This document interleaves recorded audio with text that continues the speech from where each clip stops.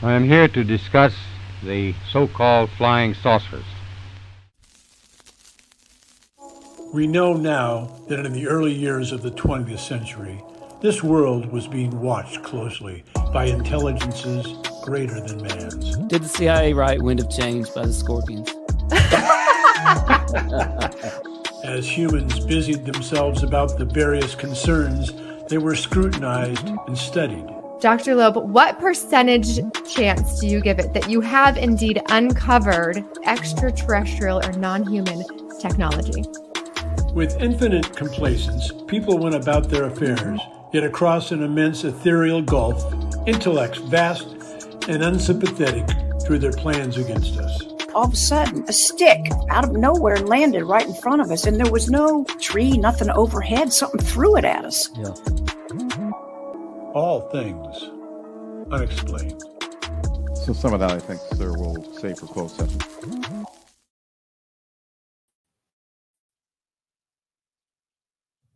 All right, Unexplained Ones, welcome back. This is Dr. Mounts, and we are live tonight, and I'm pleased to be joined again by Smitty. Smitty, what's happening? Well, not much, just ready for a little cool weather down here in Mississippi, but it doesn't seem to be coming our way, but maybe it will soon. Yeah, I hear that, and we are sad to not have CJ with us tonight. She's a little under the weather, so Miss hi, CJ.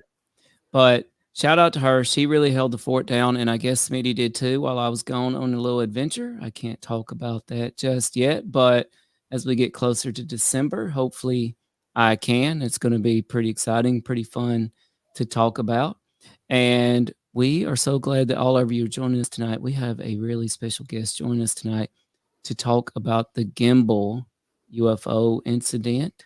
We're going to introduce him after a short commercial, but while you're here, we really appreciate you.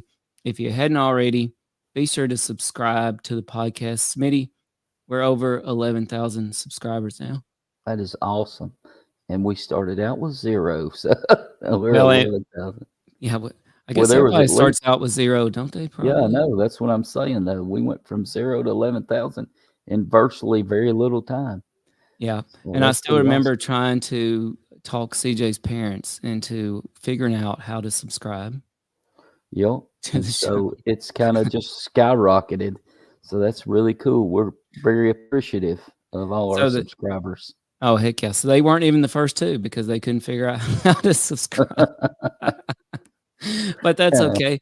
If you also want to help the show out, make sure to hit the like button, comment, and share this video. We love hearing from all of you. You can also really help the show out by checking out our YouTube store. The link is somewhere below us.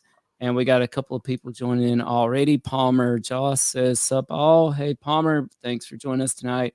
And speak of the devil, the unexplained, CJ says, miss you all. Hi, CJ, we miss you. We hope you're feeling better soon. And speaking of CJ, we have a little commercial break featuring CJ. And when we come back, we're going to welcome our special guest, Matthew Roberts. It'll be good to hear CJ. For Yes, sure. it will. And here she comes. We're live. And so I'm going to stumble through a little bit. Oh, awesome. Palmer Shaw says, greetings from the vetted community. I have to say, y'all, we love vetted. We love Patrick from vetted. And we are in talks to go join a vetted episode as we get closer to December. So I was actually talking to Patrick the other day and I said, hey, look, I've been a bit of a part of a thing that I can't say much about, but if we wait a little bit closer to Christmas, then that might be a good idea. So Patrick was kind enough to invite All Things Unexplained to visit Vetted, and Vetted has been a guest on All Things Unexplained. So Palmer, thank you so much for jumping over. I don't think Patrick will mind that you jumping over to All Things Unexplained tonight. We really appreciate you. And here is CJ with a little commercial break if I don't mess it up. All Things Unexplained is free to watch on YouTube and listen to wherever you get your podcasts. If you would like to support our show, you can visit our YouTube store. Additionally, you can find us on Venmo under All Things Unexplained. Be sure to check out our website, allthingsunexplained.com. All proceeds from the sales of Dr. Mounce's books on Amazon and Audible also go straight to our show.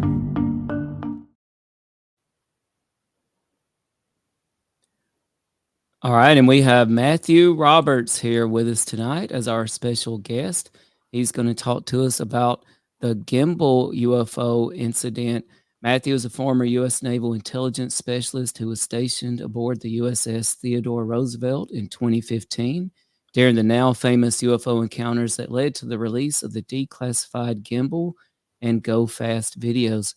Matthew's experience in witnessing these UAPs firsthand deeply impacted him, sparking a personal journey that he shares in his new book, Initiated: UAP, Dreams, Depression, Delusions, Shadow People, Psychosis, Sleep Paralysis, and Pandemics. You can pick that book up, though there's a link in the show description, and I mentioned it in the chat on our YouTube. Matthew's also been featured on Netflix Encounters. We have seen it. It's a terrific show, and Matthew does a terrific job on there, where he delves into these profound events and their lasting effects. And tonight on All Things Unexplained, we're going to dive into all Matthew's experiences, his views on UAPs, and maybe some other things, and how these encounters have reshaped his life. Matthew, thank you so much for joining us tonight. Thanks, guys. Thanks for having me. Appreciate it. It's great for you to be here. Absolutely. So, Matthew, can you take us back to 2015 on board the USS Roosevelt? Yeah, I guess I can. So we were doing our workups off the coast of Florida, just before deployment. That's where we kind of get ready for deployment.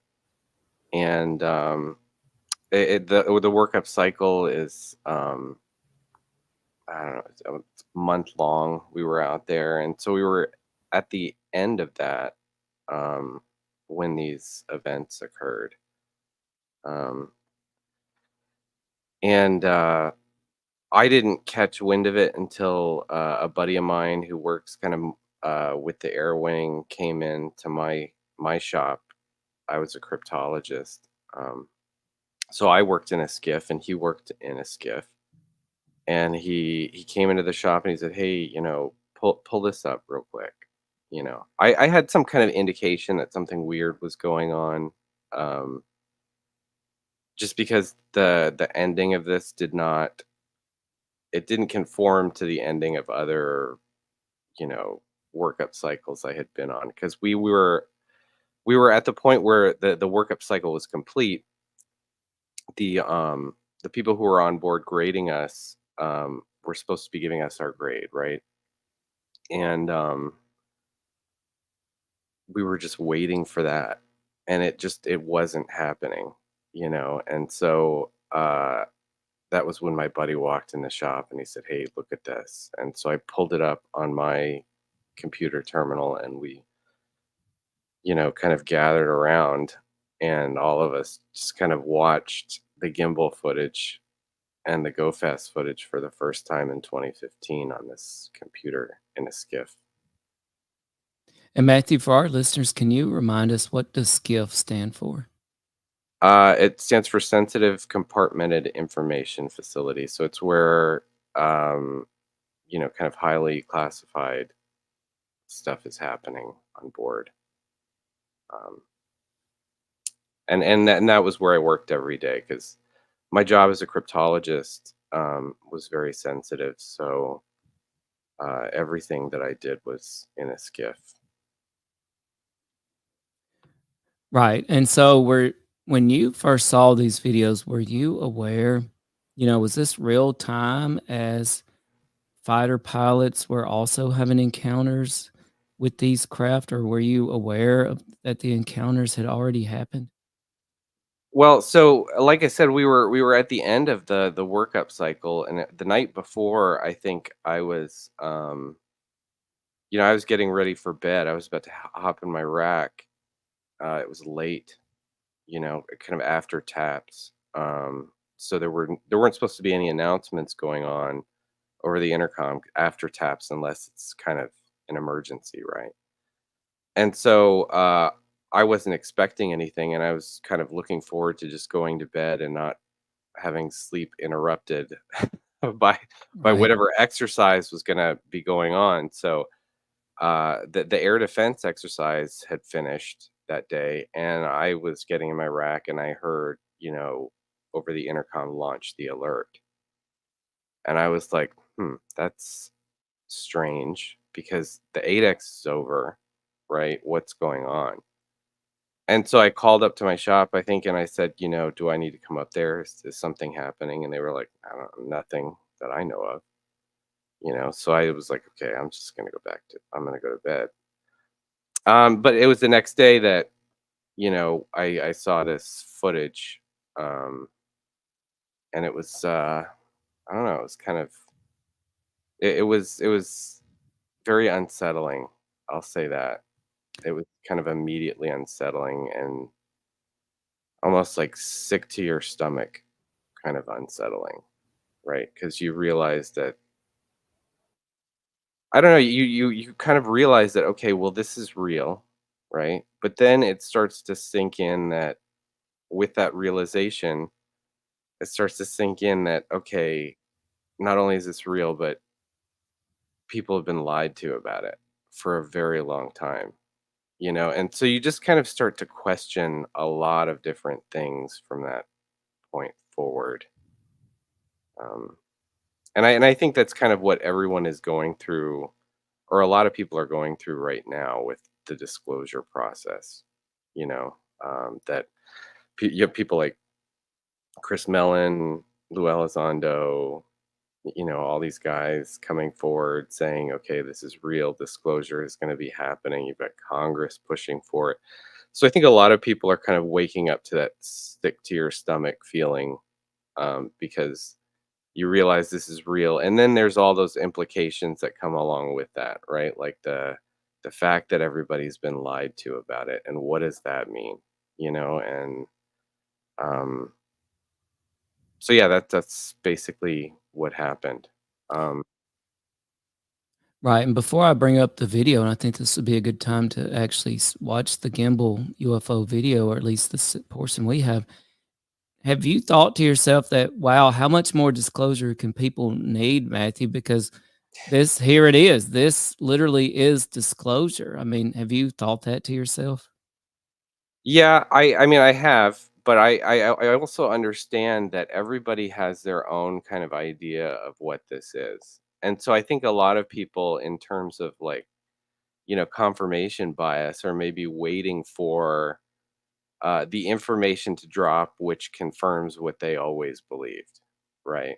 That it's just space aliens from another planet, or it's like Star Trek, or it's like anything else that's kind of familiar to them, in terms of what people think of when they think alien.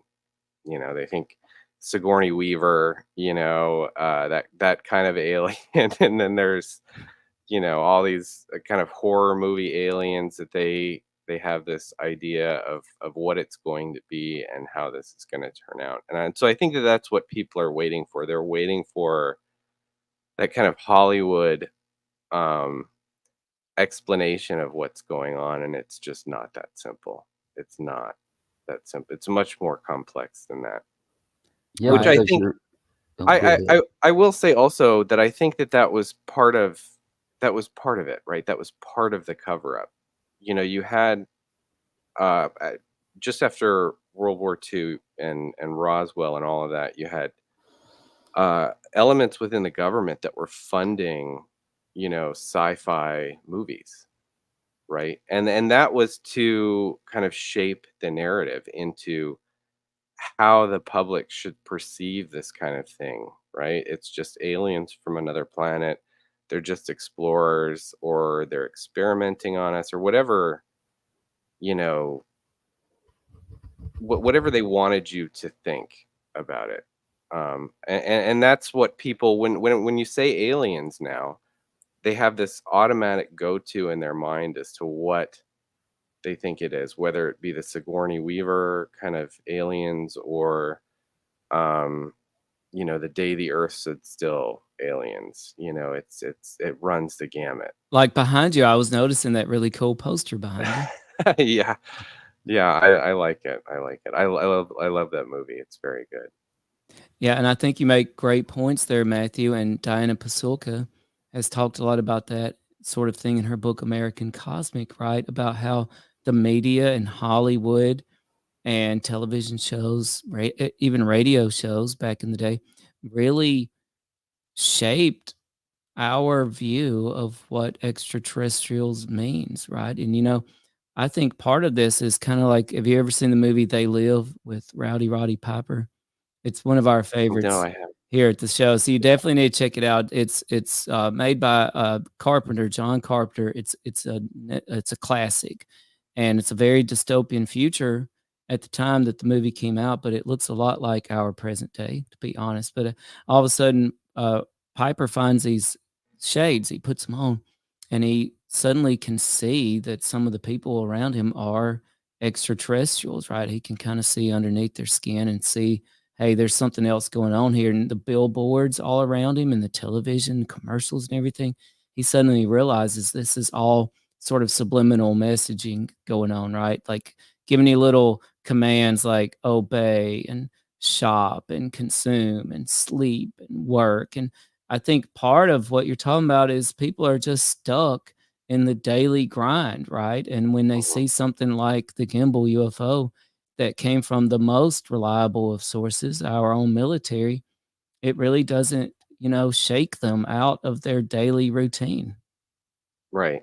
Yeah, because I think that along with disclosure is the fact that nobody's running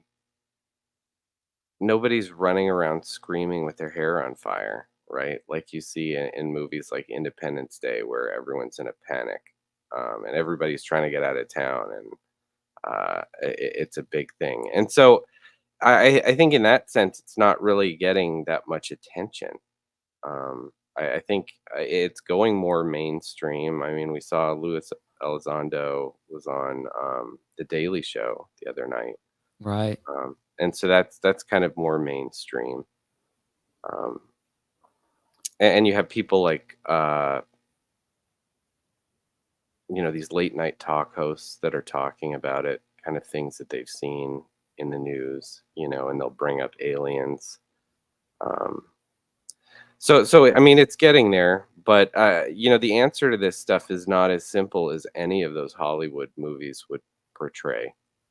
So I don't know Oh, yeah. how we get to that point where we move past these kind of Hollywood renditions of what this is all about. Well, Yeah, you're right.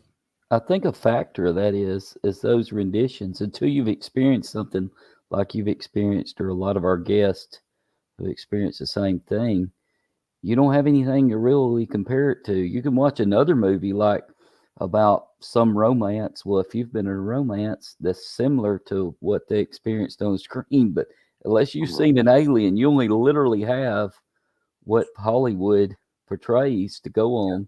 And that's kind of sad that people do that.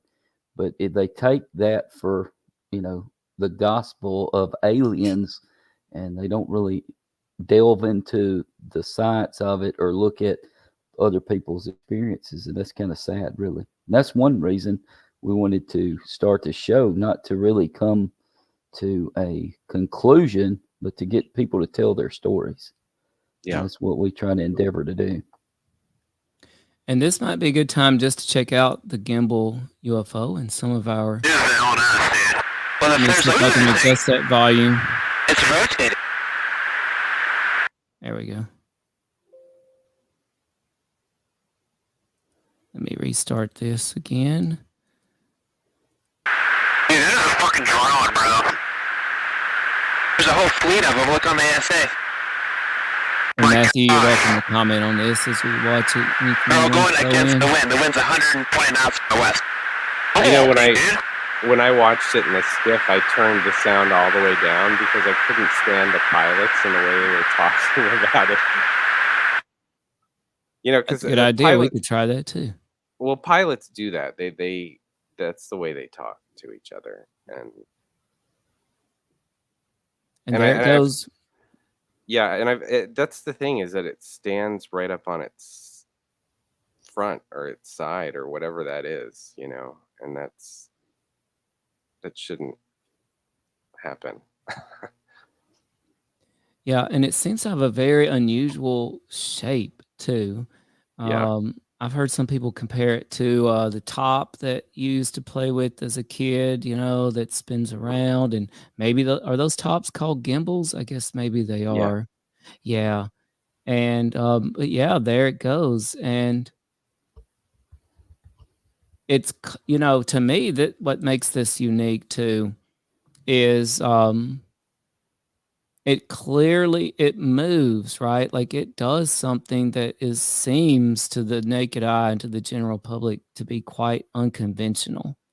Yeah. And I think that sets it apart. A lot of these videos we do see something moving in a singular direction.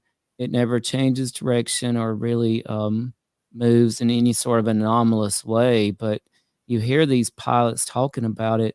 And by the way, you would think that these pilots would be trained enough to recognize prosaic explanations like balloons. Oh yeah, absolutely. That sort of thing. And so it's always amazed me when people don't give that the credence that it deserves. We're literally talking about the most skilled observers of objects in the sky that you could possibly hope for, so far as I know. Yeah, and another thing that I kind of find insulting is that, you know, there are debunkers out there who will say this was just some other aircraft. It had its IFF switched off, or, you know, wasn't communicating for whatever reason. But you got to remember that this was a several-day event, right? This wasn't just one day. This happened once, right? This was several days long. This went on. And so there's that, first of all. Second of all, you know, you have to remember that and you have to think about this in the perspective of military people, right? So we're out on this multi-billion-dollar aircraft carrier. We have something entering our airspace that is not responding to queries. It's not emitting IFF.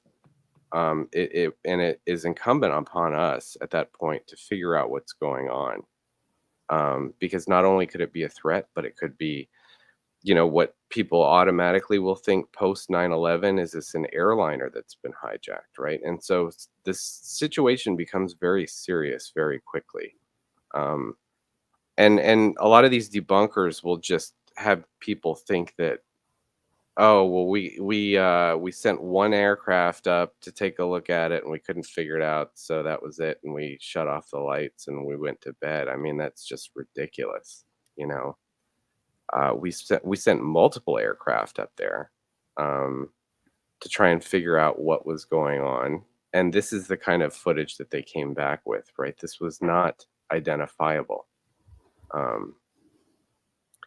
So, you know, these debunkers are just they're ridiculous. I mean, they would have people believe that we're just a bunch of like Barney Fifes, you know, that we've got to keep our bullet in our shirt pocket so that we don't injure ourselves or anyone else. It's just absolutely ridiculous. Oh, yeah. And Matthew, CJ jumps in here with a great question. Is there more footage that you're aware of, or was this all that we garnered over several days?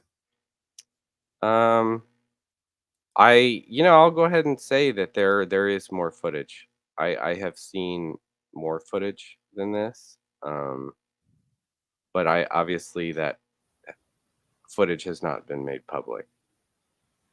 Right. And Matthew, I would love it if you'd clarify. You talk about IFF. Can you clarify what you're talking about there? Oh yeah, so all aircraft will emit on a certain frequency. It's like FAA laws and regulations that you emit an identifier saying I am whatever. BA 12345, British Airways flight 12345, right? So you have to always be emitting this, and that's called identify friend or foe. You've got to be emitting this signal identifying yourself, and if you're not, it's usually because you're up to no good. right right You don't Right. want people For to know sure. who you are.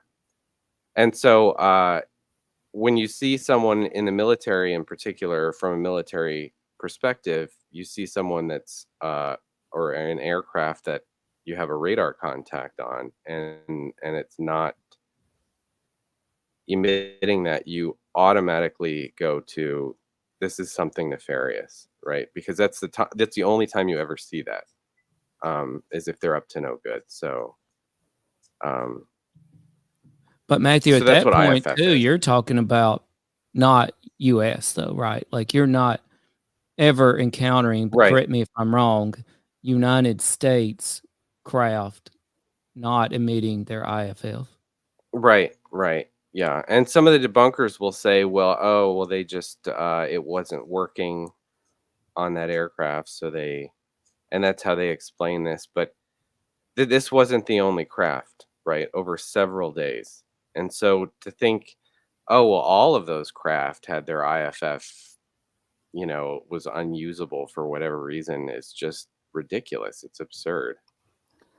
I'll tell you something that amazes me too is this right to left movement as it's going. It just is not. It does not look natural to any airplane. No. You watched it close, but watch when it just turns right there. It doesn't turn like any other plane that I'm aware of that's in our Right. military. And I've heard some of the debunkers explain that, oh, well, this is just rotation of the FLIR pod, which it's not, because you can see its relation to the cloud cover remains fairly consistent as it rotates. Yeah, And so that rotation is the craft actually rotating like that. It's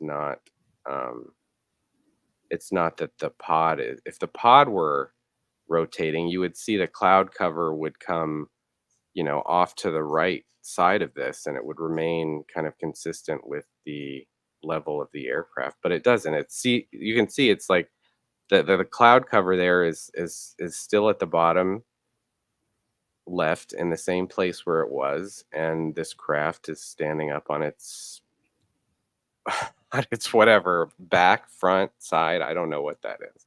Yeah, the cloud cover essentially maintains a 45-degree angle yeah. there throughout Yeah. the whole video, even as the object rotates. Not only that, but the pilots say in the video, "Oh my gosh, look at it. It's rotating."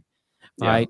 And so how disgrading is that to say that our pilots would believe that they're watching something rotating just because it's their instruments rotating like that? Has never made any sense to me. Now that Right. one part too, when it turns, do you notice how the color around it changes? Is that unusual on this type of footage or How the color around it? What do you yeah? mean? See how it brightens? Is that just part of it? It kind of dimmed a moment, and then when it turns, it brightens again. It's kind of just, and Oh, also I you're don't. talking about like that halo around it, Yeah, right? the halo. Yeah, Yeah. it look. I don't know what that is, but it's clearly some kind of maybe artifact of the propulsion. I mean, because this is showing us like heat and temperature variation is what this is showing us. So there's some kind of temperature variation directly around the craft. I would think that that's what that Plus, it's means. missing a contrail too, isn't it? Yeah. Yeah, no contrail. And, you know, I've spoken with friends of the show who are in positions that they would know about things like this. And they say that, you know, this notion that we're encountering something that's US or adversary that's not emitting an IFF is just ludicrous, that it doesn't make any sense. Matthew, wouldn't that be illegal if it was US Yeah. tech doing that? And two, wouldn't it basically be an act of war if that was another country doing that? Yeah. I mean, it would be, it would not be good, right? Like if you're an aircraft and you don't have that system working that identifies you, I don't think you are supposed to leave the ground. I mean, because by law you have to be admitting that, right? And you know the same thing goes with ships on the surface of the water. You also have to admit an identifier, right? Identifying yourself and your location. So I mean, that's for safety of flight and safety of navigation of the seas. That Oh, is yeah. a thing, and so it's not safe if you're out there and nobody knows you're there and you're not emitting anything and you're not sharing your location, because that means you're not showing up on people's um, screens, right, when they're out there flying, which can be dangerous. Well, and plus, let's face it, that would be pretty bold right there to turn off your IFF and to aggressively approach the USS Roosevelt and all its systems and fighter pilots, etc. I mean, that would Right. be a pretty bold move by any human being.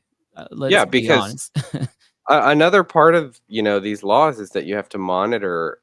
So there's a hailing frequency, right? And so you have to monitor that at all times. And so when one of these craft is inbound towards a strike group or a U.S. battleship, whatever the case may be, the people on board who are tracking all of this will go get on that phone and they'll say, identify yourself, and then they'll recommend they'll tell them, you're going to change course and go around us. You're not going to overfly us. And being a U.S. warship, you wouldn't want to test that, so you're going to alter your course and you're going to go around. But if you have someone who's not even responding to that, you have to launch jets to figure out, well, who is this? What are they doing? And so, I mean, this was the result, is this footage. Right. Matthew, do you have any idea what the size of this object was? I don't. I have no idea. No. What about the altitude? Well, I think the altitude says on here somewhere, doesn't it? I think No. it probably think it should. does. Maybe I'm just not familiar enough with what I'm looking at. I can't remember exactly, but I do believe, still, I just can't see this being a balloon either, because I've heard that theory too. And the Chinese spy balloon has kind of been back in the news lately, and we may reconnect back with that later, Matthew. But I think it's safe to say that you do not believe this to be any sort of spy balloon type of object. No, not at all.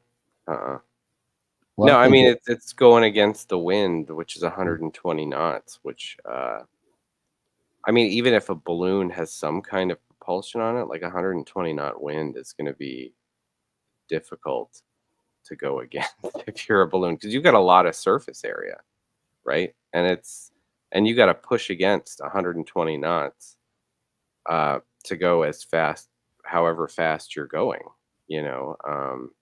so that it's just implausible. I don't think that's plausible. Plus, I think it goes back to this, we have probably the most well-trained Air Force in the history of the world. If this is a balloon, I'm pretty sure we could have picked that out. They wouldn't have been so stunned by something that would have been that recognizable. These guys live to do this. Yeah. I mean, they have to. If they don't recognize something, it could be their end. Possibly. Yeah. Now, I don't know if you can answer this, but do you know if we fired upon these vessels, whatever they may be? If our strike Yeah, group if did? we, No, yeah, we they didn't. didn't. I know that they did not. Well, and I tell you another theory I've heard, Matthew, and that is this notion that, okay, this is U.S. tech, and we are simply testing it against our own selves. What do you make of that? I think that is garbage. So I have been a part of tests like this where, okay, we're gonna bring something into your airspace, and it's a test. And whenever they do these kinds of things, everyone is aware, right? Everyone that needs to know about this is aware. And they'll get on the speaker, the intercom on the ship, and they'll say, "Hey, we're testing some things. You're going to see some things in the sky. Just know that it's normal. Don't worry about it. We know what's going on. It's just a test, right?"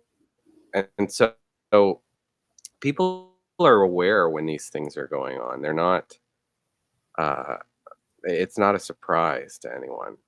Because so here's the thing. So when we were, here off the coast of the U.S., our jets weren't necessarily taking off armed, right? But when we were in the Middle East, right, on station, we were in the Gulf, and these things came back, right? Then you have jets that are taking off that are fully loaded. They are locked and loaded, and you're going to fly these things, this experimental tech around that possibly could be billions of dollars worth of tech, and you're not going to tell the pilots and you're just going to assume that they're not going to shoot at it, right? Right. I mean, that's you're starting to get into some very dangerous territory when you're doing that. And that's why there's always deconfliction, right? They're not going to test these things, number one, in a zone where there's a lot of military activity or military operations that are ongoing, like real world operations. You're not going to test something there, and not let people know. It just would not happen, because you may end up having your asset become a casualty, right? And nobody would want that. Right. I mean, it never made sense to me that we would be testing something against our own selves. It would be unethical. It would be dangerous Yeah. and simply unprecedented. And certainly the pilots scrambled after these objects. They would be in the know, right? If anybody is in the know, the pilots that are actually engaging these objects would be in the know. Now, you brought up another video known as the Go Fast video. And correct me if I'm wrong, but I believe that Ryan Graves had an encounter with the Go Fast. And this was also from the Roosevelt. So you said that you also were on the Roosevelt during the Go Fast encounters as well? Oh, let me mute. Yeah, and so this was during the same several day event, right? All of this video came out at the same several day event. And so this is just one of the clips, right? And it shows an object, and the pilot gets a lock on it. So it's not some kind of atmospheric phenomenon or anything like that, because you can't get a lock on atmospherics. You can't. Right. And I think I'm sorry, go ahead. Well, I was going to say, I think it's pretty clear to see we do have an actual object here. Okay. Now, one of the theories I've heard from debunkers about this video is that what we're seeing is simply the acceleration of the craft or the instrument itself that's recording the craft, and that's what makes this object appear to be going as fast as it is. What do you say about that, Matthew?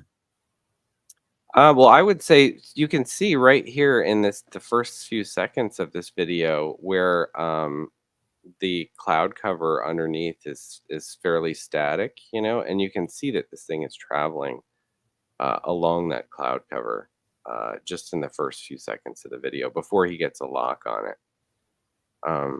So that's bunk too. It's traveling fairly quickly. I think there's no doubt about that. But debunkers have said it's parallax, which they would have you believe that this thing is maybe perhaps stationary. But you can see right here in these first few seconds of the footage that it is not stationary. It's actually traveling along before he gets a lock on it. That would be really freaky too, to see something like that shooting across the water. Smitty, were you about to say something earlier? Going to ask, what was the reaction of the people around you to seeing this footage? They really didn't have much of a reaction to it at all. There wasn't much of a reaction. I mean, my reaction was much different from other people. At the time I didn't really understand why, but a lot of people saw it and they thought it was interesting, whatever, and they went on with their daily duties. They weren't too impressed with it. But for me, I stopped and I was like, I kind of obsessively watched all of this footage, trying to figure out what was going on here. And I thought it was just incredible, But other people didn't have that reaction. They just went on about their business and they put it in the back of their minds and forgot about it. Well, how has this footage affected you after, even years later? How's it changed you? Well, obviously I had some kind of emotional reaction to it, almost as though I knew something about this, but I knew that I didn't, so it was a little disturbing to me that I was having such an emotional reaction to it at the time. Like I remember I wasn't, I just couldn't eat, I felt sick to my stomach. I didn't want to eat. I had no appetite. It was just, I don't know. It's difficult to explain the feeling that you have. And so you're just kind of down in the dumps about it, like, oh God, this is real. And now what does that mean? But I never thought that this footage would ever see the light of day. I thought I would never. Once I left that ship, I thought I'm never going to see that again, right? And then there it was in the New York Times, which is not something that's supposed to happen. So that when that happened, it kind of brought all of that back, bubbling back up to the surface. Like, oh, now I got to deal with this again, right? Because here it is in the New York Times, Well, you bring up a good point about that. With it being at the Times and the government hearings, all this being released, what do you think is a catalyst behind those actions? Because if this would have been 30 years ago, we'd have just pulled up the rug and swept it all under and put it back down. Right. Well, I think one of the catalysts for this is the fact that you can't,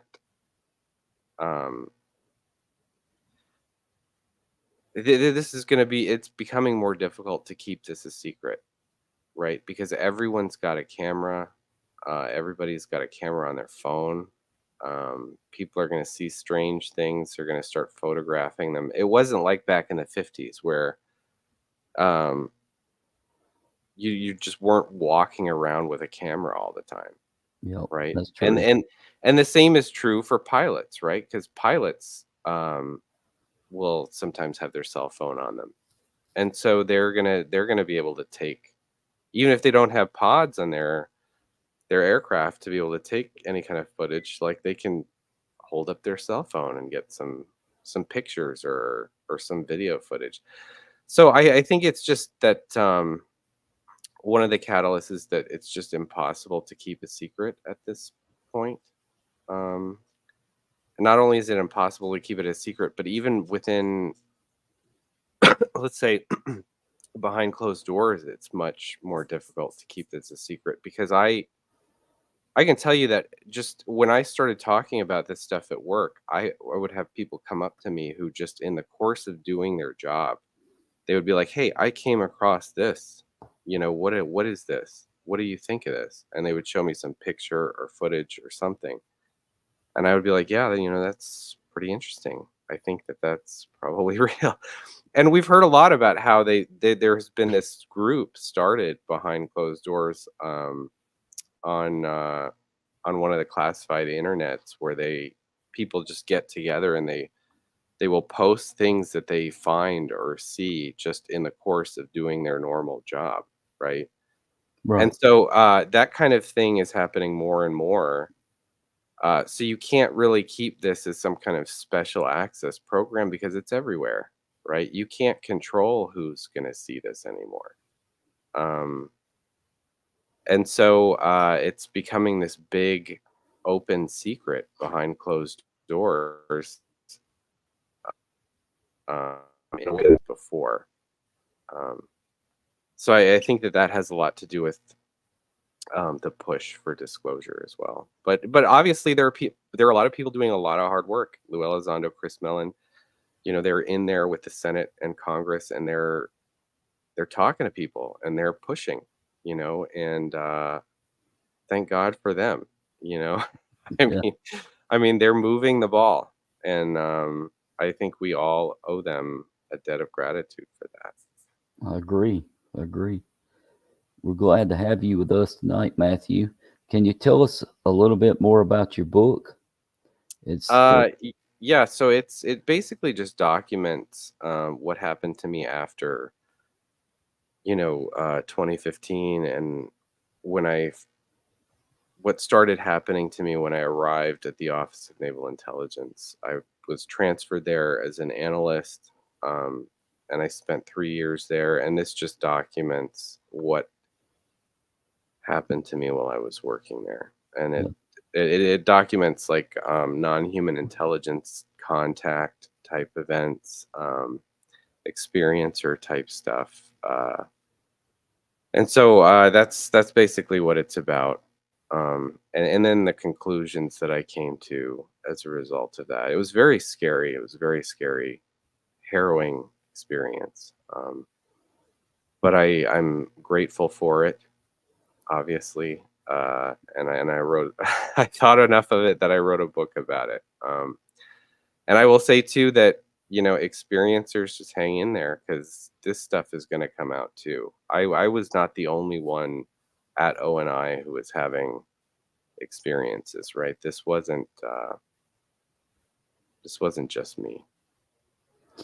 Well, tell us, where can people get initiated? UAP, dreams, depression, delusions, shadow people, psychosis, the sleep paralysis, pandemics. You can get it on Amazon. I had to self-publish on Amazon because I Yeah. wasn't some kind of big name like Lou Elizondo or anybody else. So and no one wanted to pick up my book, so I just self-published on Amazon. Okay, that's great. We're glad to have you with us. And listeners, if you can, pick up a copy of his book, Amazon.com. Well, we've got a direct link in the show description that listeners can click on right now. If you go to the show description, it'll take you right there. You can order it in just seconds.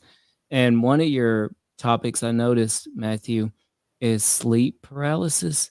And Yeah. this is a very controversial topic Mhm. in the realm of UFOs and abductions and that sort of thing. Right. What can you tell us about your experience and your take on sleep paralysis? Well, sleep paralysis is something that people have been talking about for thousands of years, and I think only in recent history, we've dismissed it as nonsense.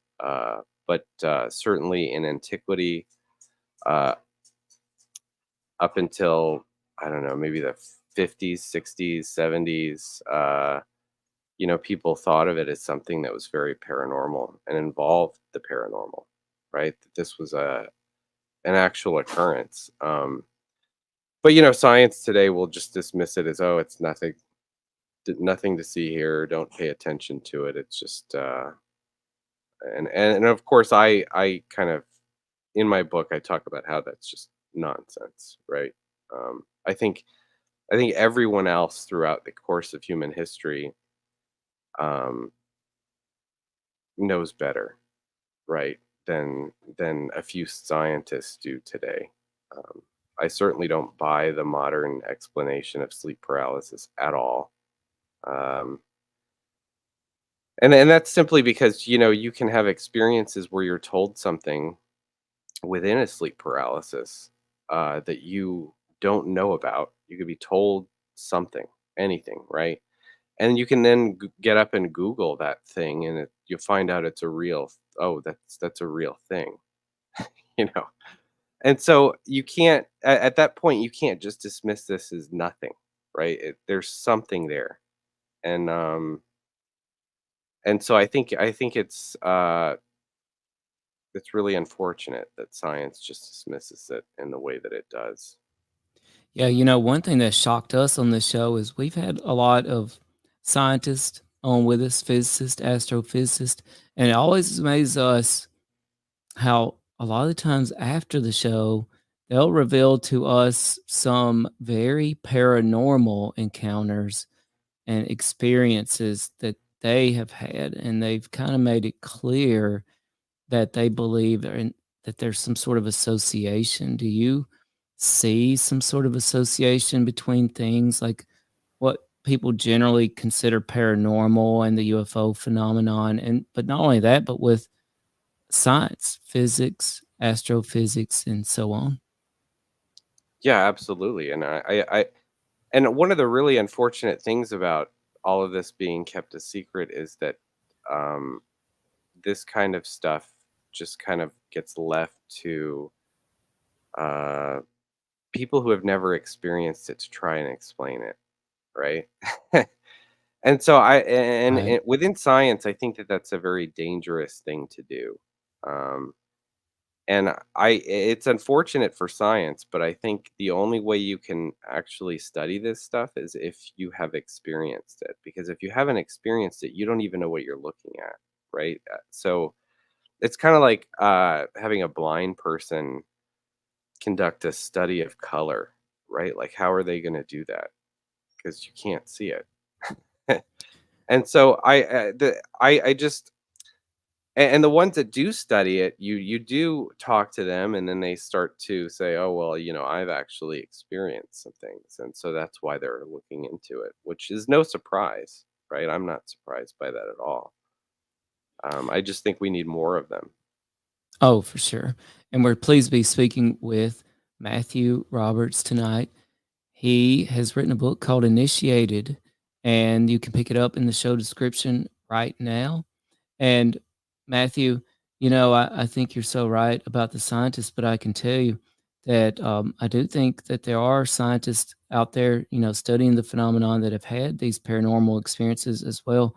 But it's sad that there's a stigma not only for the general population with this topic, but also for the military. I think that you would agree with that there's some sort of stigma associated when you have an experience, but also with scientists too. There's a stigma, right, attached, like to where they're afraid to admit to having experiences because Right. it puts their livelihood at risk, and I feel like that you can probably relate to that.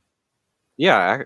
Well, I can't necessarily relate, but I understand, right? Because so my perspective is that when all this stuff was happening to me, I was working at O&I, and obviously there was nobody there that thought that I was crazy, right? Because this stuff is known. Um, and I can tell you that I don't know if I should say this, but I'm gonna say it anyway because I don't see a reason not to.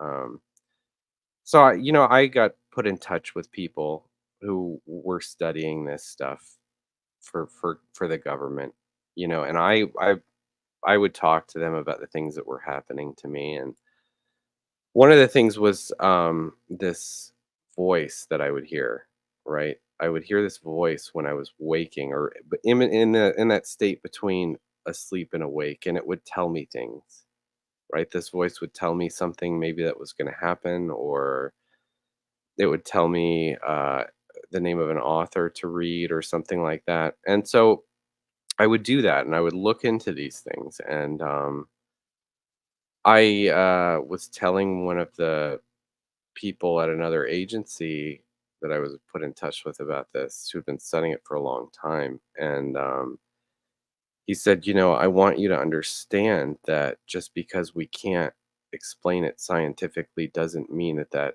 isn't real. And he's like, I want to make sure you understand that. And I said, yeah, absolutely. I understand that. I mean, who are you talking to here? When this voice is telling me the names of authors that I've never heard of, right?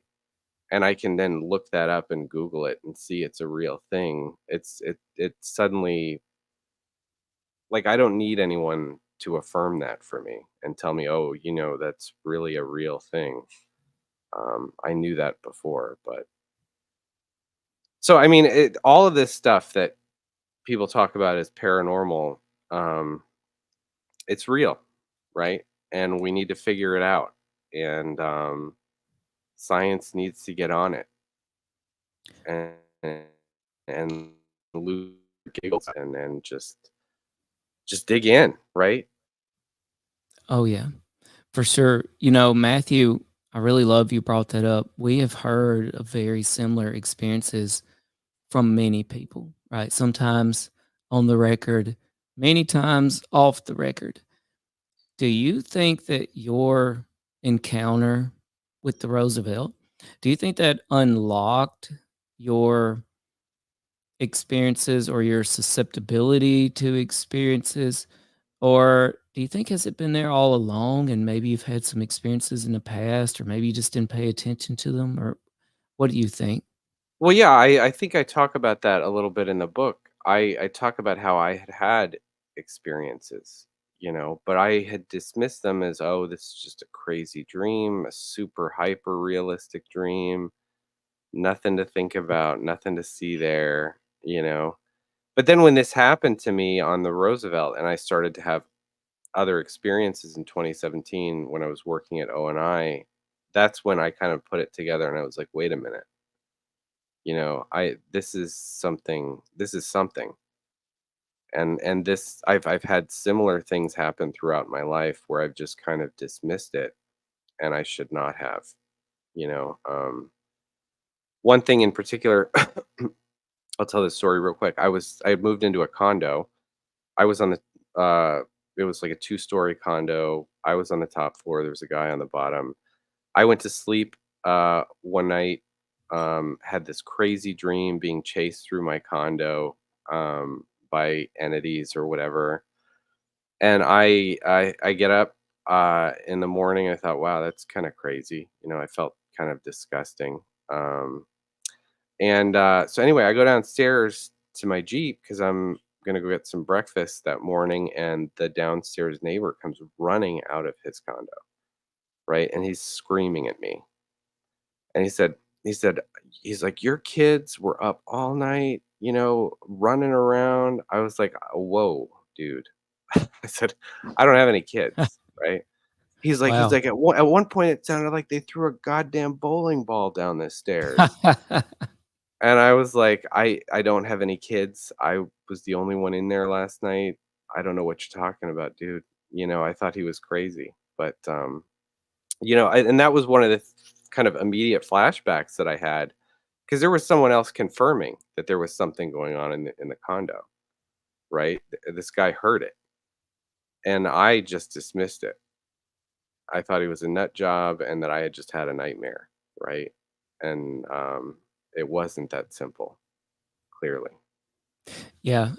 And now you know how CJ, who's not with us tonight, and mine's neighbors feel, because we really have kids making those noises. So might might be a little bit of paranormal activity mixed in there too, but there's just a lot of freaking wild kids running around these parts. So that's an amazing story. Matthew, we really appreciate your time being with us tonight. Are you up for a few hot takes and some listener questions before we close out? Yeah, sure. Okay, great. Then let's get to some hot takes with Matthew Roberts, author of Initiated. You can pick that up in the show description. And let's see. Oh, I really want to talk about this. We're not going to cover all the hot takes, but I really want to talk about this. 2004. This is probably the other most famous military video. This is from Fravor, I believe, took this video, the Tic Tac encounter from the USS Nimitz, and I can actually pull this up on the screen as well.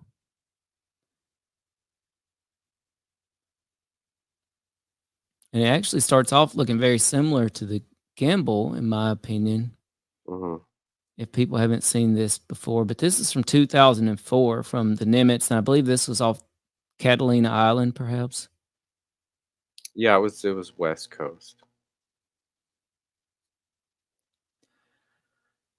Yeah, and I mean, it again, like this is not. I mean, these things happen all the time, right? It's not that the Nimitz and the Roosevelt were the only carrier groups to ever encounter anything. Um, they pretty much all do. So, um, but it's just that they're known, because there's these footage, this footage that has come out about them. So, And of course, it's the very end here of this video that's the most intriguing, because the pilot is locked on to what they described as a tic tac, and then boom, hmm it's yeah, gone. it just takes off. And that's pretty scary to me. And we've had people like Kevin Knuth, who's part of an organization called UAPX, that with other physicists have studied this tic tac encounter and other encounters, right? And they say the physics that would be required for these things to do these maneuvers is just mind blowing and clearly not capable of human means. hmm Yeah, yeah, absolutely. I mean, I don't know. I hope we end up seeing more kind of footage and maybe better footage as Congress hopefully declassifies this stuff. Hopefully they'll pass um, this UAP Disclosure Act. I mean, I think I don't know if you guys ever put this out, but everybody needs to call their congressmen and their senators and tell them that they want this stuff passed. Um, and don't take it for granted that other people are calling.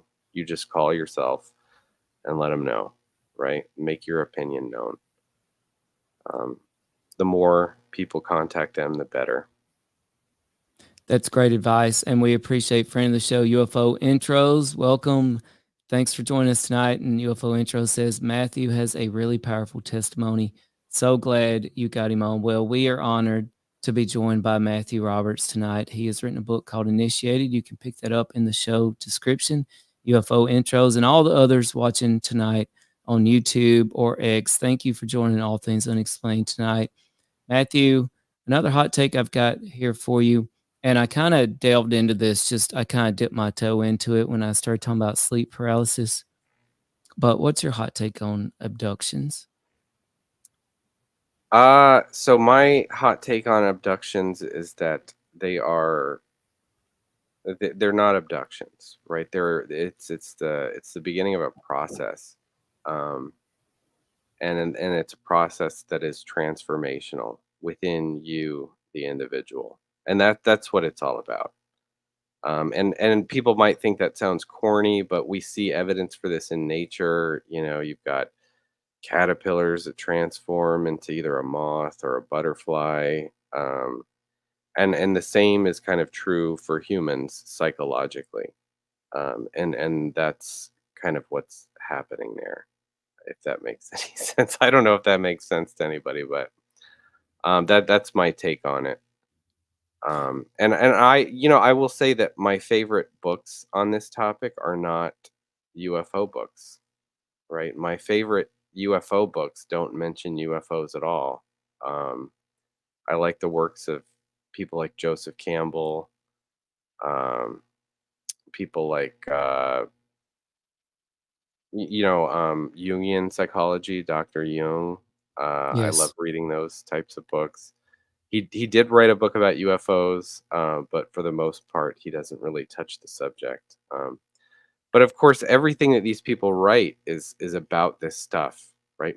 Human mythology is all about this. I like to read things like Plato, philosophers. Arthur Schopenhauer is one of my favorites, and they never mention UFOs, but I know that they are people who have experienced anomalous things, and that's what made them into what they were, right? These philosophers or great artists, or Leonardo da Vinci. I see it in his work.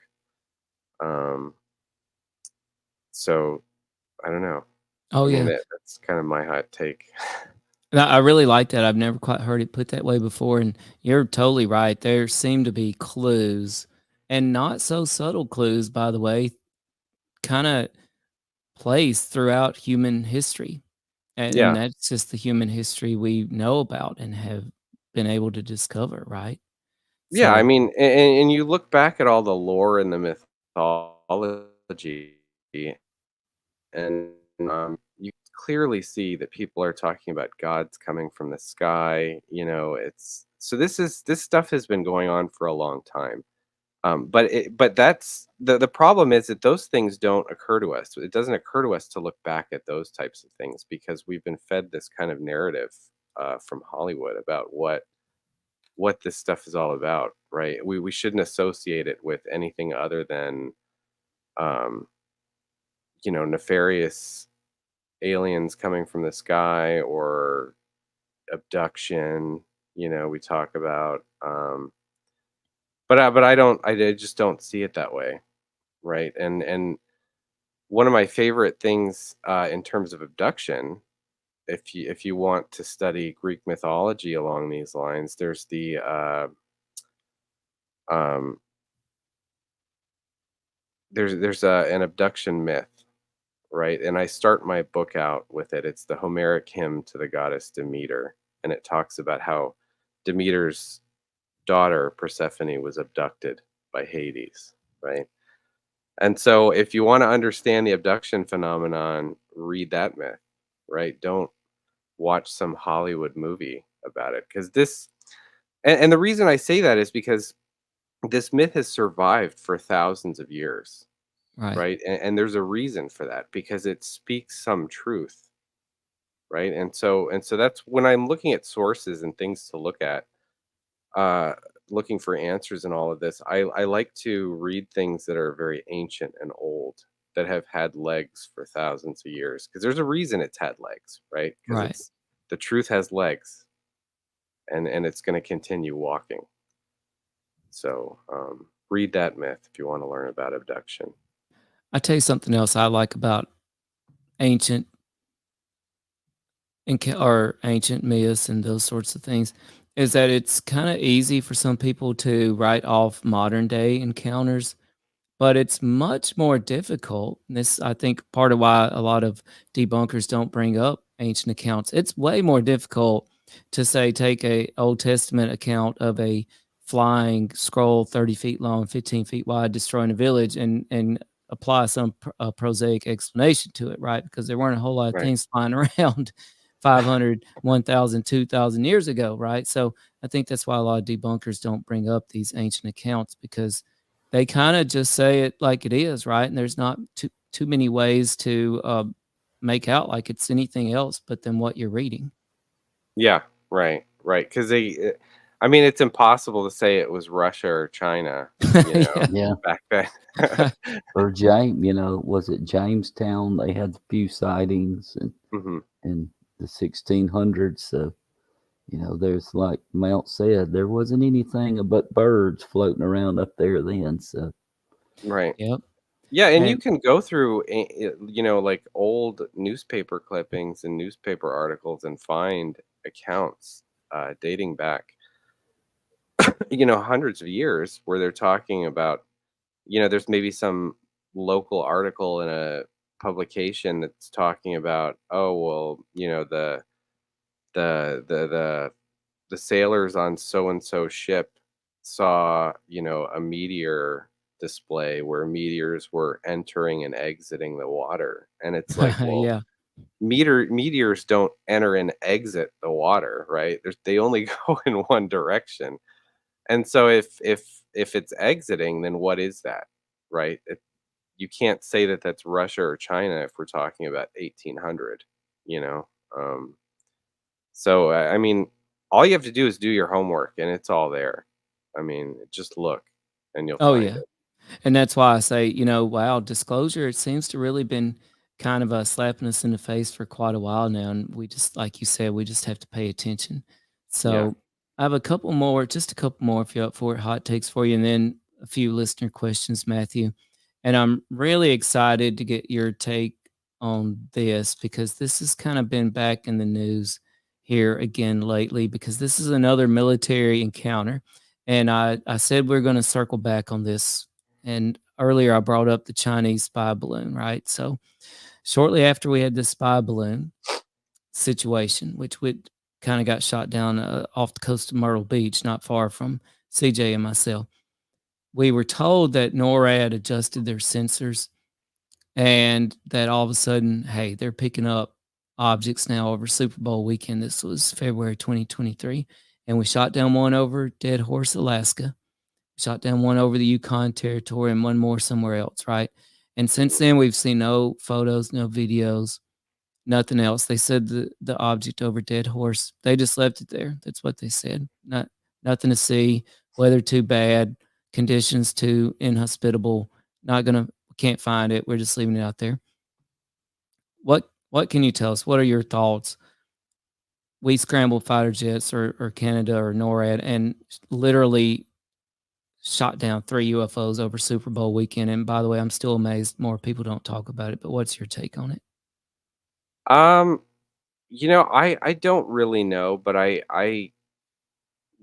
the government saying that they didn't recover anything or they couldn't find it, I don't know that I buy that, right? Because I think if you shoot something down, you're going to make it a very high priority to try and figure out, well, what was shot down, and we need to retrieve that, and that's not going to become. I mean, that's going to be as serious as a heart attack, right? And so I don't know. I'm kind of with you on that. They were very dismissive of it publicly. Um, I'm sure that behind the scenes, that was not the case. Um, and I wouldn't be surprised if they retrieved it. And they're just not sharing that information. I would be amazed if they did not retrieve it actually, because that just doesn't seem. I don't know. Having been in the military, and knowing how people are, and knowing how we got to, dot our I's and cross our T's. I just don't buy that. Oh, well, we just couldn't find it, whatever, you know. I Right. just I don't see that, so that's my take on it. But I obviously I don't know anything about it because I wasn't in the military anymore. I wasn't working in intelligence, so I don't know. But I think it's very suspicious that they ended up not being able to find anything. I don't buy it. No, I don't either. And I think that's kind of demeaning to our forces too, because again, we're talking about the most elite military units in the history of the world. And to just say, well, they couldn't find it, the weather was too bad, uh, Right. call it a day. That's a little bit laughable to me, and I'm not buying it. So, Right. our And Something else I'll say is that we have accidents, from time to Right. time. Our jets go down. Yep. And One went even down over over over North Carolina here or South yeah, Carolina over the just ocean, recently. Yep. and we will always retrieve those things, right? We don't just leave it there. Um, I mean, there may have been a point, because there's all kinds of things. World War II training, they find all these old planes down there, but that is not the case anymore. We don't leave these things down on the ocean floor. We will retrieve it. So that's another thing to consider when hearing them talk about it and be dismissive of, oh, we just could find it. We don't know. It's just it's not right. Something's not right there.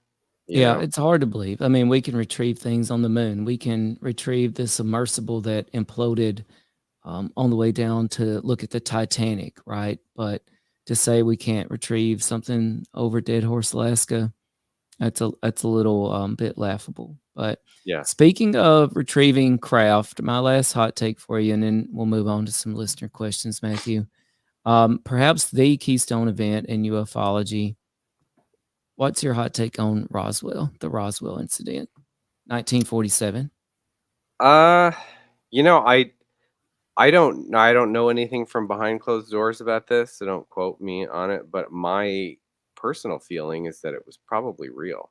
I really do think that something crashed there, that it was non-human intelligence related, and that's it.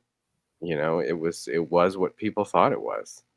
Um, and then of course we've been lying about it ever since. The government's been lying about it ever since. That's my take on Roswell.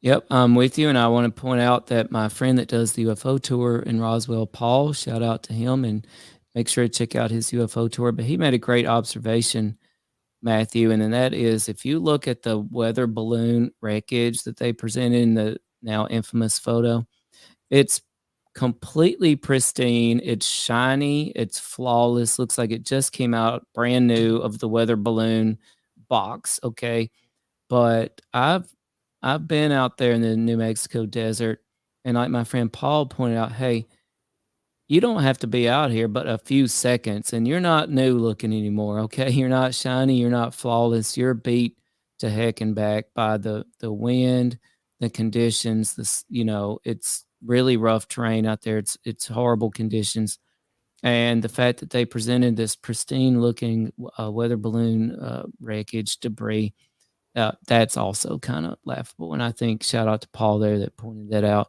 That never made a lot of sense there. Right, and I'll say too that I think it kind of strains credulity to say that someone came upon the wreckage of what they described as like a saucer with bodies, and that they somehow were mistaken, and it was mylar balloon material. Come on. Pretty big difference between those two things. Yeah, and I think I even saw their explanation was that there were dummies, like crash test dummies attached to it. Again, like any normal person is not going to look at some crash test dummy laying on the ground and say, "Oh my God, it's an alien." You know what I mean? like people know what crash test dummies look like, or a dummy or a mannequin of some kind. It's not going to fool anybody. So it's just the explanations are ridiculous, but they're simple enough that most people will just accept it and move on. They'll say, "Oh, well, good enough for me. We're done here." You know. But they're so simple in fact that when you really start to think about it and scrutinize it, it's like, well, I don't think so. Yeah. And the annoying thing is they've been getting away with it for so long, they continue to do the same things and get away with it. And the Super Bowl UFOs are another example. They intentionally put it out there that, oh, you know what? This was probably a child's Pico balloon that we shot down over Dead Horse, Alaska, that we scrambled fighter jets after, by the way. And also, by the way, we had a Pico balloon expert, the man who literally designed the Pico balloon they were talking about. And it was completely ridiculous that they ever said that. Anybody could literally get on the internet and track the Pico balloons for themselves as they went around the globe, okay? And to think that NORAD had to adjust their sensors and confused a child's Pico balloon with some sort of imminent threat that we had to scramble fighter jets after. It was just ridiculous. So, it's kind of annoying that in 1947, they go from flying saucer to weather balloon. And then in 2023, they're still saying they're going from UFOs to weather balloons and Pico balloons. It's kind of annoying. So, Yeah, right. we really appreciate your hot takes and all those things. And Smitty's got a few listener questions for you if you're up for that, Matthew. Sure. Also, to say this, the cost of shooting down something has to be pretty close to astronomical. Yeah. And to use it on a balloon makes absolutely no sense Right. whatsoever.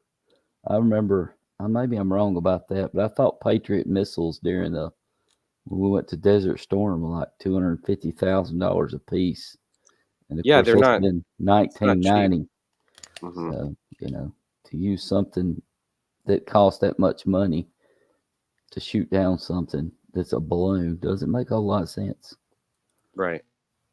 Lily G from San Francisco, California. We're glad you wrote into us. Says, what advice would you give to someone who's experienced something similar to your encounter but is afraid to come forward?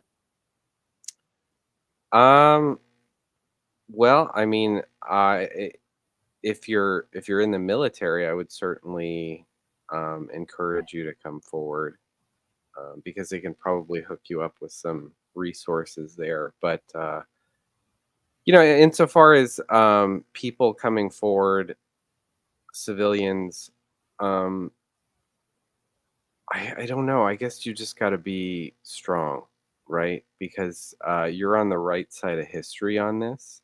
Um, and Galileo was somebody who was in the right. He said, "Come take a look through my telescope, and you'll see, what I'm telling you, that the Earth is not the center of the universe." And everyone hated him for it, and people wouldn't come look through his telescope. And but history remembers him differently, obviously. Um, and the same is true today, right? Scientists, they're just as dogmatic as any religious leader was back in Galileo's day. So, just be strong, just be vigilant, hold your ground, do your research, look into the human history of this stuff so that you can talk about it and articulate things in a way that people can really understand and kind of feel sympathy towards. And I think that that's the right way to go about it. Just make sure you're doing your research so that you can articulate what has happened to you rather than just say, "Oh, I was abducted by aliens," right? Just do your research, be intelligent about it. That's my advice. That's great answer. And we found on this show that many people don't come forward due to, fear of backlash. As a matter of fact, we were talking to you before the show started about one of our first guests, Mr. Billy. Yeah. There were 20, what was it? It was 24 law enforcement officials. And almost all of those backed out of saying what they saw that night. And there was 24 law enforcement officials there. And Right. there was just a handful of people who said, yeah, that's really what happened when they encountered this UAP. So That's right. It's a difficult thing for people to handle. And to be Right. honest, it ruined their lives. Like Mhm. it ruined all their lives. And Mr. Billy himself would not, even to this day, and he's elderly now, would still not use his real name. Right. Well, I mean, so today is a little bit different, right? So we have President Barack Obama, uh, General Masters talking about how there's things in the sky that we can't explain, right? And you've got Congress talking about non-human intelligence in bills, right? Bills that are actively going through Congress, and hearings that have happened. and people want to giggle about that stuff, but this stuff is happening, right? Right? People are talking about this. So I would almost say anyone who, would have ill will towards you, or kind of dismiss you for it, or try to attack you for it, I would just say, well, that's just ridiculous. Everybody's talking about this now. Just shut up, like it's real. Get over it. Absolutely. Tom M from Dallas, Texas said, with your background in intelligence, how do you view the role of AARO? Is it a step in the right direction? I think that's a difficult thing to answer because I don't know, right? And I think it can be a step in the right direction. Has it been thus far? I don't think so, right? I mean, when they were first bringing Arrow in, and they had those hearings where you had, those two national security individuals that were talking about balloons and things like that. It's just, I don't know. That was just more cover up is what they were trying to do, and I don't think that we should let people get away with that anymore. There's plenty of tantalizing footage and pictures out there, not out there, but behind closed doors that they could present to Congress. That's a lot more compelling than some balloons, right?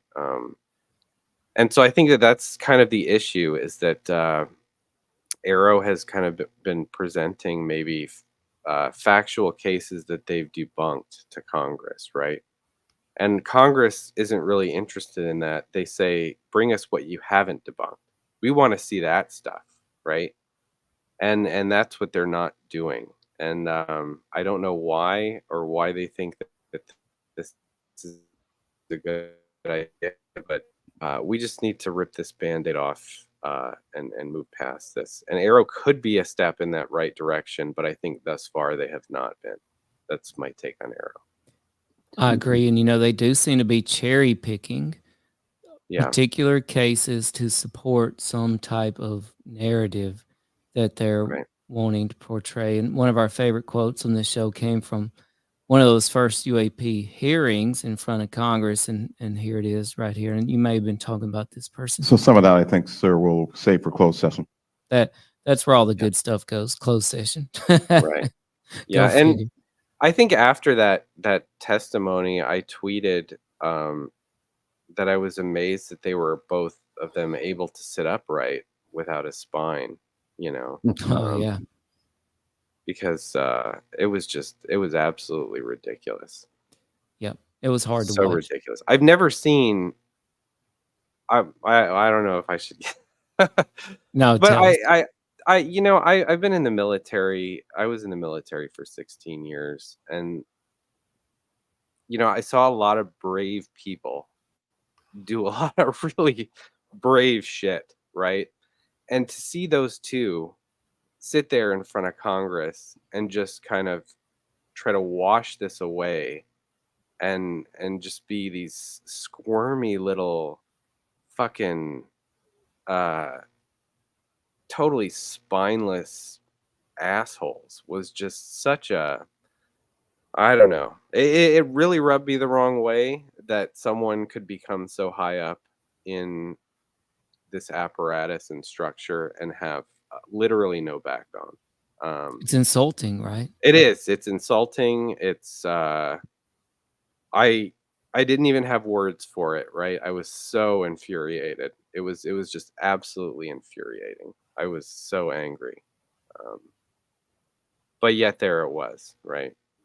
People high up, no backbone, no spine, no bravery.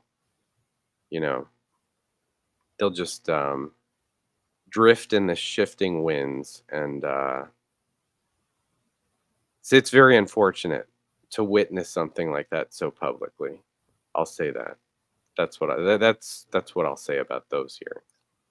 Have you heard this rumor lately, Matthew, that apparently at the top of the UFO food chain or cabal, if you will, sits none other than Dick Cheney. Have you heard about this? I have heard about that, and the thing is, I'm not surprised. I think he was in charge of the CIA at one point, was he not? I mean, I believe so. so I mean, I'm not surprised by it. That does not surprise me. Because you see that these people who were in charge of like the CIA or NSA or any of these agencies, probably will tend to know about these things. It's not surprising. Yep. And we have one more listener question for you. Let me find it here. I think this is a great question. Adam S. from Las Vegas, Nevada says, you think that UAPs have been monitoring military activity specifically? And if so, why would they be interested in such operations? That is a great question. It is a good question, and I don't know that there's a good answer, right? Because there could be any number of reasons why they would be monitoring the military and military operations. They could be, scouting us out to see what our capabilities are, which I doubt, because I think that they would know that. They've been here for a very long time. They've seen us growing up, right? We're not hiding anything from them. I think, I mean, there are some other reasons that I could think of why they would be doing that. And one of the reasons is, and this is kind of something that I've never heard anyone say, is that they want to be seen, right?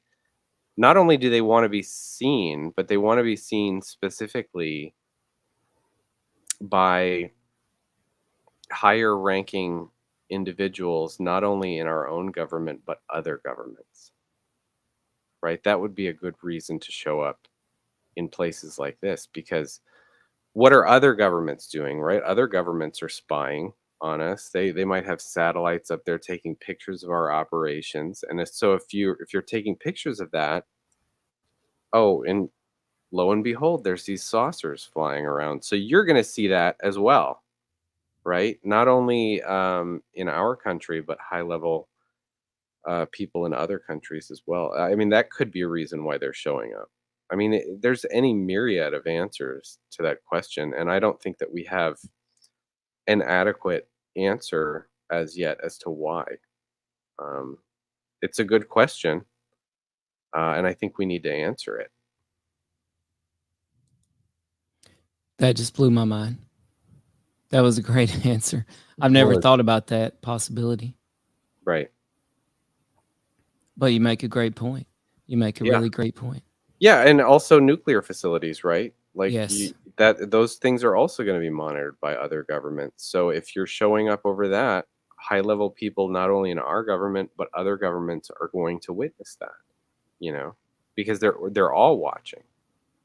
And so it could be that they're showing up over these things to give us the idea that maybe the frequency of them showing up is increasing, right? Like maybe they're pushing for something, right? Maybe they're pushing for disclosure.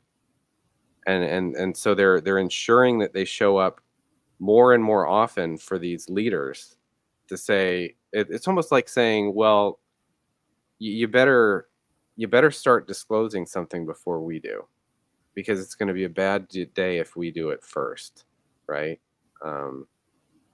And so I think maybe there's some of that going on. I don't know. I mean, it's an interesting question with lots of very interesting answers. It makes sense. Kind of like getting a swimming pool. You put your foot in first and then your leg, and just kind of test the waters a little bit before you get completely in. Mm-hmm. Yep. Well, you've given us certainly a lot to ponder tonight, Matthew, as we look to close out another episode of All Things Unexplained. And we want to give a huge thanks to Matthew Roberts for coming on with us tonight and sharing his experiences on the USS Roosevelt and his experiences after the USS Roosevelt please be sure to check out his book, to buy his book, Initiated. The link is in the show description. Go down there and click on it. It'll take you straight to the purchase page. A very minuscule percentage of that will go to All Things Unexplained to help the show out if you purchase his book via the link tonight, and we really appreciate you. Also, check out Matthew on Encounters on Netflix. If you haven't watched it yet, you don't know what you're missing. It's a tremendous documentary produced by Steven Spielberg, and Matthew does a tremendous job on Encounters on Netflix. So make sure to check Matthew out on there as well. Please stay tuned to All Things Unexplained. You know, we've got some really exciting things coming up soon, including the Paranormal Ranger, the author of the Paranormal Ranger, who is the Paranormal Ranger himself, Stanley Milford Jr., will be coming on with us. And we're very excited to announce tonight that very soon, we don't have the date quite yet, but going one-on-one with Patricia Cornwell about her new book, Identity Unknown, which, folks, there's a lot of ufology in this book. Our own CJ Derringer will sit down with Patricia Cornwell on All Things Unexplained and go one-on-one about Identity Unknown. You can also pre-order that on Amazon as well. And so we're very excited for that. Matthew, do you have any last words for us tonight? I don't think so. I think thanks for having me on, and thanks for all that you do, you know, and pushing the topic forward and just talking about it. I mean, we don't have to all be right, but as long as we're talking about it, then it's out there and people are paying attention, and it's a resource, you know. So thank you guys for all that you do. Well, we appreciate you, Matthew. Very I want to much. say before I turn it over to Smitty, folks, I want to encourage you, after you watch All Things Unexplained, get off your screens, get off your cell phones, head out into the woods, you know, go out and look up at the skies, see what you can see what's out there. You know, you might not find Bigfoot and you might not see a UFO, but you might find something even more important, and that's yourself out there. You might find yourself out there, folks. So get out there. Don't count on the government to tell you what to think, tell you what to believe. We are all capable of getting out there and doing our own research and finding out for ourselves, folks. So let's get on that. We can do it. We are powerful.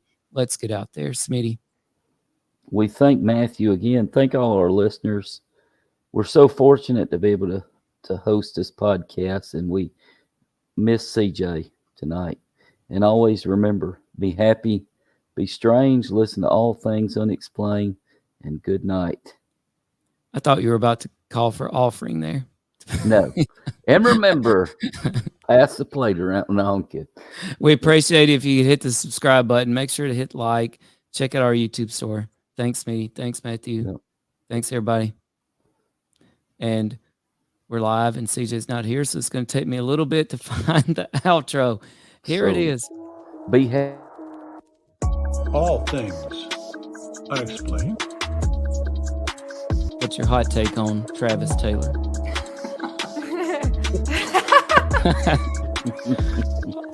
I've got an exclusive for you guys if you want it about the Alaska. We do. Okay. Dr. Taylor was revealed to be the chief scientist of the UAP task force with the Pentagon. So some of that, I think, sir, we'll save for closed session. All Things Unexplained is free to watch on YouTube and listen to wherever you get your podcasts. If you would like to support our show, you can visit our YouTube store. Additionally, you can find us on Venmo under All Things Unexplained. Be sure to check out our website, allthingsunexplained.com. All proceeds from the sales of Dr. Mounce's books on Amazon and Audible also go straight to our show.